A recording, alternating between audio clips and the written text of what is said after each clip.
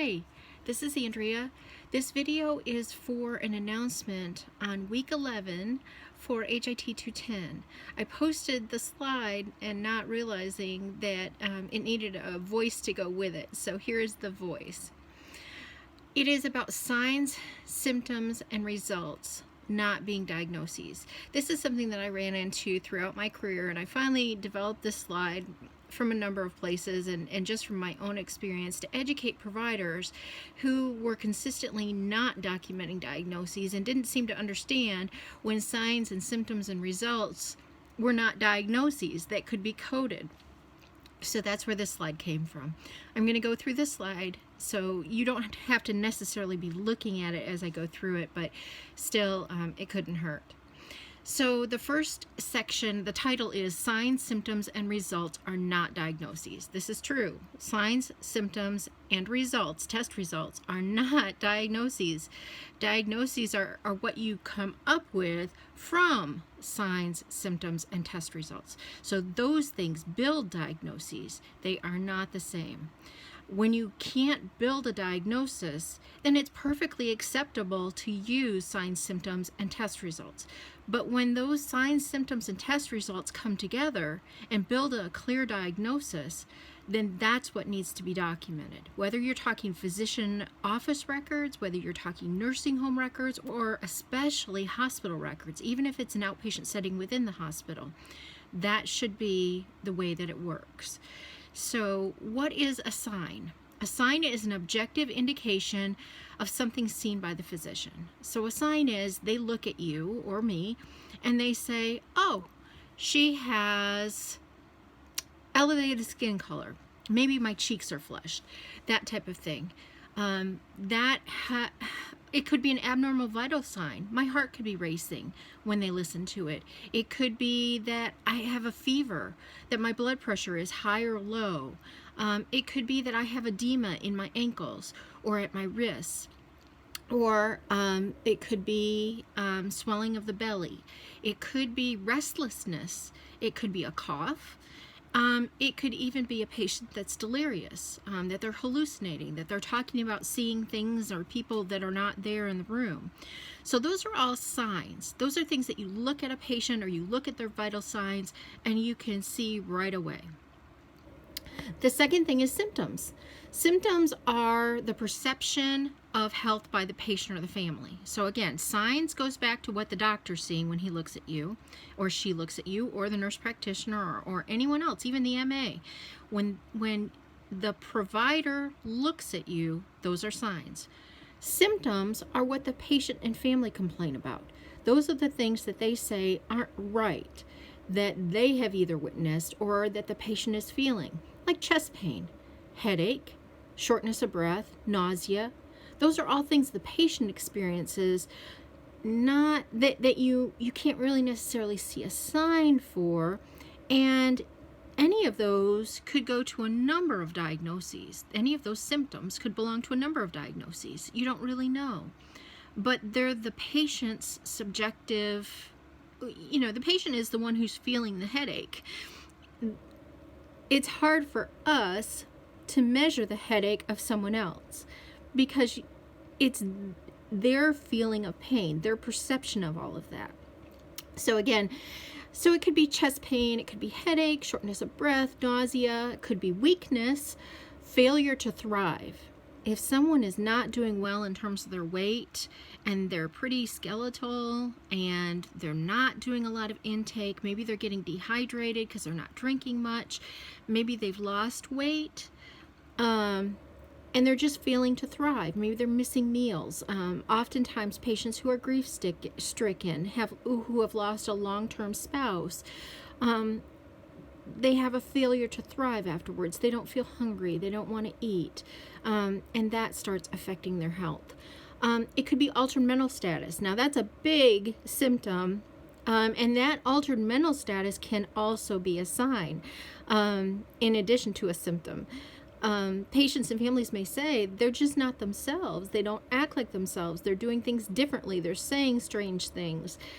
Those types of things. They have that altered mental status. They're just not their usual selves. And sometimes, again, a practitioner or provider will notice that right away, that they've come to know the patient well, and all of a sudden the patient's in the office and they're behaving very, very unusually. And so that altered mental status can either be a sign or a symptom. All right, so we've covered signs and symptoms. Next thing up is test results. Okay, test results. Those are the outcomes of ordered tests and treatments. Examples: leukocytosis. What's leukocytosis? Go back to your midterm class, pop quiz. Hypoxia, hypoxemia. Again, that med terminology is going to come in handy to you. Elevated troponins. For those of you who have worked with cardiology patients, elevated troponins, that's a lab test result. That has significance, but it's not a diagnosis. You can have elevated troponins and not have a cardiology diagnosis, or not have it be a specific indicator. On the other hand, elevated troponins with chest pain and a couple of other things, shortness of breath, that very well may be leading to a diagnosis.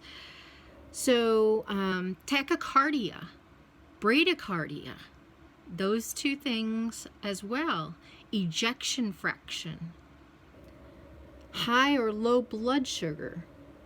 For those of you who are interacting with diabetic patients, high or low blood sugar, that's a test result.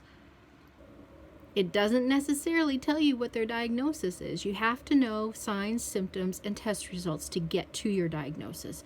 But having said that, if your signs, symptoms, and test results are all leading in the same direction, you have a diagnosis there. And that's what needs to be documented, in addition to the signs, symptoms, and test results, because that's what's helping you get to that diagnosis. That's what that documentation is all about, is how did you get from the patient coming in to that diagnosis? Because that diagnosis is what's going to follow that patient and going to justify the treatment that they subsequently received. And it'll also justify how you got to your E&M level and some of the other things that go on. So what are diagnoses? They are, in the opinion of the highly educated and trained provider, which is usually a physician, but can be a nurse practitioner, can be a PA, can be someone else, are the underlying cause of the patient's signs, symptoms, and test results. It's their opinion. They are highly educated, and it's their opinion that that is what is causing them to have all those signs, symptoms, and test results together. It may be potential. It may be suspected. It could be possible, probable, or likely. It could be acute. It could be chronic. It could be acute on chronic. It could be unknown at the time of the diagnosis. Is it acute? Is it chronic? If it's never been diagnosed before and you're not quite sure, more tests need to be run to clarify whether it's acute or chronic or acute on chronic. Examples: acute on chronic respiratory failure. Often see that in an inpatient setting. Or in an office setting where the patient needs to desperately go to the hospital. That would be probably where you'd see it there. Chronic systolic heart failure. Chronic systolic or diastolic heart failure.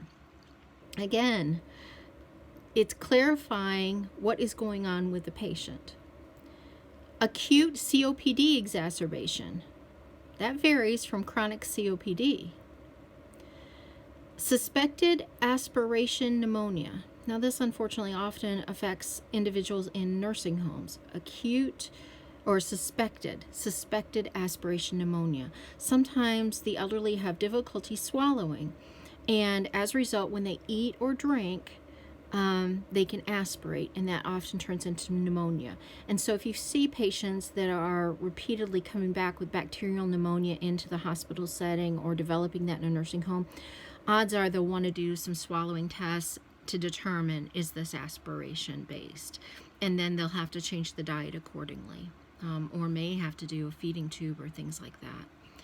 So likely acute blood loss anemia.